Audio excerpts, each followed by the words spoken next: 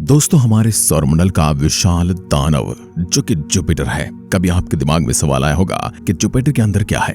आपको फोटोज और वीडियोस में कई बार ये जो जुपिटर के ऊपर लेयर देखी है कुछ और नहीं बल्कि बादल है। तो इन कलरफुल क्लाउड के अंदर क्या है, इसकी सरफेस कैसी है और जिसे गैस जायंट जुपिटर कहा जाता है, उसका कोर कैसा है और किससे बना है और ये हमारे लिए क्यों जरूरी है, यही बातें आज हम आपको बताएंगे। तो बने रहना अंत तक। आप देख रहे हैं फ्यूचर साइंस यूट्यूब चैनल। दोस्तों, वैज्ञानिकों का ऐसा मानना है कि जुपिटर, जिसे प्लेनेट का राजा भी कहा जाता है, अगर हम उसको अच्छे से समझ पाएंगे तो हम हमारे यूनिवर्स और उससे बनने के पीछे की मिस्ट्री को बेहतर तरीके से समझ पाएंगे। ऐसे में ये सवाल भी आता है कि आखिर ये धरती के लिए इतना जरूरी क्यों है, यानी कि इस गैस जायंट को जानना हमारे लिए इतना इंपॉर्टेंट क्यों बन जाता है। दरअसल धरती का फॉर्मेशन किस तरीके से हुआ होगा, धरती के बनते वक्त यूनिवर्स कैसा होगा, हमारा सोलर सिस्टम कैसा होगा, ये सारी बातें जुपिटर से जानी जा सकती हैं, क्योंकि ये बहुत ही ज्यादा बड़ा ग्रह है, खास करके गैस जायंट है, जिसने हमारे सोलर सिस्टम को सबसे ज्यादा इन्फ्लुएंस किया होगा। और इसी से ही नासा ने मैन मेड सैटेलाइट जुपिटर पर भेजे हैं। अभी भी कुछ सैटेलाइट वहां पर एक्टिव हैं और उन्हें मिलाकर टोटल 9 से ज्यादा सैटेलाइट जुपिटर के ऑर्बिट या उसके पास से गुजर चुके हैं। जुपिटर को एंसाइंट सिविलाइजेशन द्वारा भी वंडरिंग स्टार माना जाता था और उसके बाद गैलीलियो ने पहली बार इसके चांद की खोज की थी। एंसाइंट वक्त से भी जुपिटर का काफी ज्यादा महत्व रहा है और इस वजह से वैज्ञानिक भी इस ग्रह को और भी ज्यादा बेहतर तरीके से समझने के पीछे पड़े हुए हैं और इसी वजह से उन्होंने जूनो नाम के एक ऑर्बिटर को जुपिटर पर भेजा है, जो जुलाई 2016 में जुपिटर के ऑर्बिट में पहुंचा था। और यह सबसे पहले सैटेलाइट थी जिसने गैस जायंट को अच्छे तरीके से एग्जामिन किया था और इसके बाहरी बादल और अंदर के वातावरण को भी समझा था। गैस जायंट जुपिटर पृथ्वी के मुकाबले काफी ज्यादा बड़ा है। अगर हमारी पृथ्वी एक अंगूर है तो गैस जायंट का साइज एक बास्केटबॉल जितना बड़ा है या फिर उससे भी ज्यादा, क्योंकि एक जुपिटर के अंदर 1300 से ज्यादा पृथ्वियां समा सकती हैं। जुपिटर के एटमॉस्फेयर में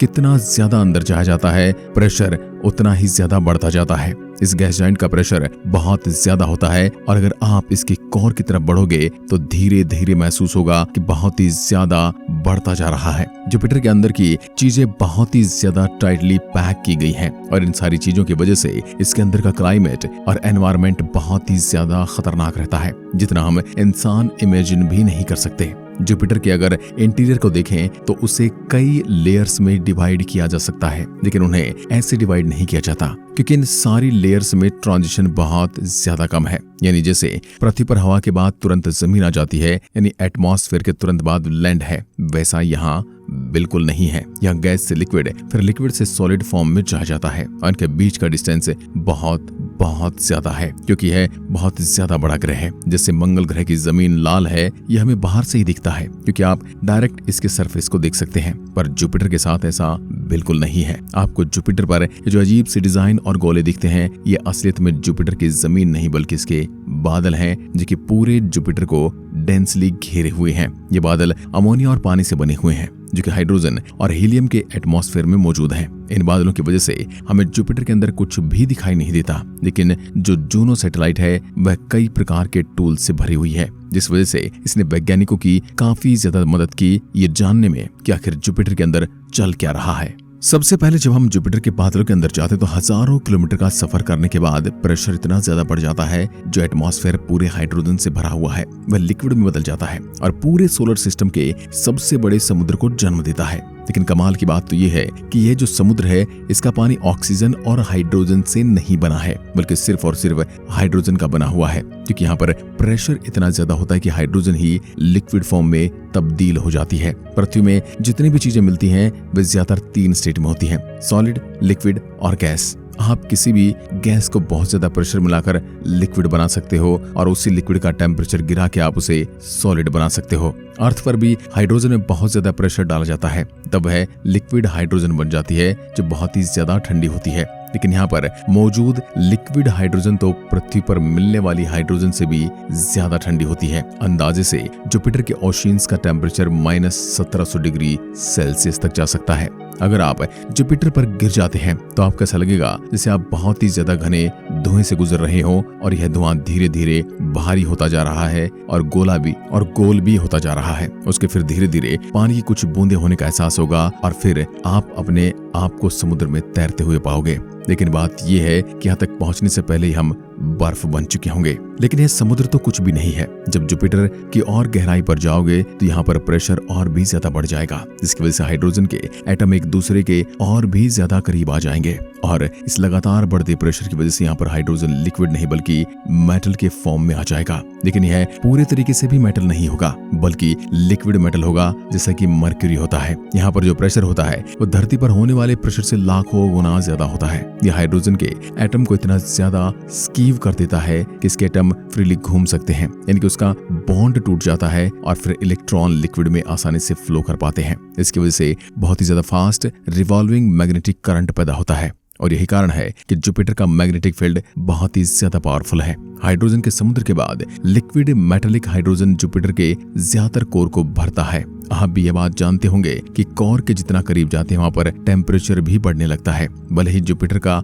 जो समुद्र है उसका टेम्परेचर बहुत ज्यादा ठंडा है, लेकिन वही जो ये लिक्विड मेटालिक हाइड्रोजन है इसके अंदर जाया जाता है उसका टेम्परेचर बढ़ता जाता है। उसका कारण ये है कि यहाँ पर प्रेशर इमेंसली बढ़ जाता है। अंदाजे के लिए मैं आपको बता दूं कि जब इसके अंदर जाया जाता है तो वहां पर प्रेशर धरती के सी लेवल पर मिलने वाले प्रेशर से 100 मिलियन टाइम्स ज्यादा होता है। जी हाँ, हम 1000 की भी बात नहीं कर रहे, मिलियंस की बात कर रहे हैं। और इस वजह से यहाँ पर टेम्परेचर 10,000 डिग्री सेल्सियस तक बढ़ जाता है। और यही कारण है कि यहाँ पर कोई भी सॉलिड सरफेस नहीं है। और यही कारण है कि जुपिटर पर कभी भी लैंड नहीं किया जा सकता। और उसी के साथ अगर कोई ऐसा फ्लाइंग रोवर बना जाए ताकि जुपिटर के अंदर उड़ सके तो ये भी पॉसिबल नहीं है। जुपिटर के ऑर्बिट में रोटेट किया जा सकता है, लेकिन जुपिटर के अंदर कोई भी रोवर या फिर कोई भी सैटेलाइट अब तक हमने ऐसा डेवलप नहीं किया है जो सरवाइव कर सके। और अगर आखिर में इसकी कोर की बात की जाए तो इसके बारे में जूनो सैटेलाइट ने एक ऐसी खोज की थी जिसने साइंटिस्ट को हिलाकर रख दिया था। सारे प्लेनेटरी साइंटिस्ट का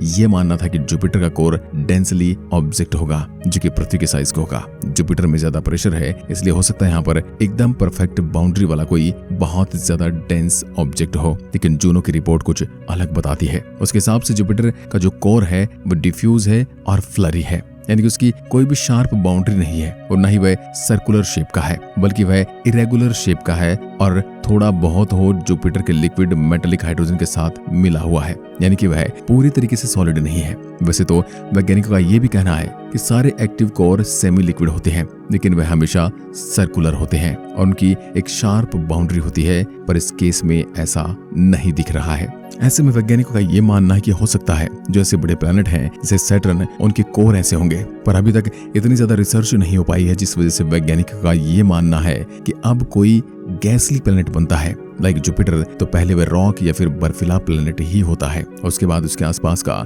गैसली एटमॉस्फेयर बनता है। और जुपिटर के केस में ऐसा हो सकता है कि वह जब बना रहा होगा, यानी कि बिलियन ऑफ ईयर्स पहले वह किसी दूसरे ग्रह से या फिर किसी दूसरे बड़े से एस्ट्रॉइड से टकरा गया होगा, जिसकी वजह से उसका कोर ऐसा हो गया। लेकिन इस बात की भी पूरी तरह से श्योरिटी नहीं है, क्योंकि अब तक बस 2 ही थ्योरी दी गई है। एक के सारे ऐसे ग्रहों का कोर ऐसा हो सकता है, या फिर जुपिटर के साथ कुछ अलग हुआ होगा और उसके फॉर्मेशन के दौरान वह किसी दूसरे प्लेनेट से टकरा गया होगा जिसमें इतनी एनर्जी होगी कि उसके कोर की एनर्जी को शटर कर सके। खैर, अभी तक वैज्ञानिकों के लिए ये एक मिस्ट्री बनी हुई है। आप अगर ऐसी वीडियो पसंद करते हैं तो वीडियो को लाइक करें और चैनल को सब्सक्राइब जरूर करें। धन्यवाद।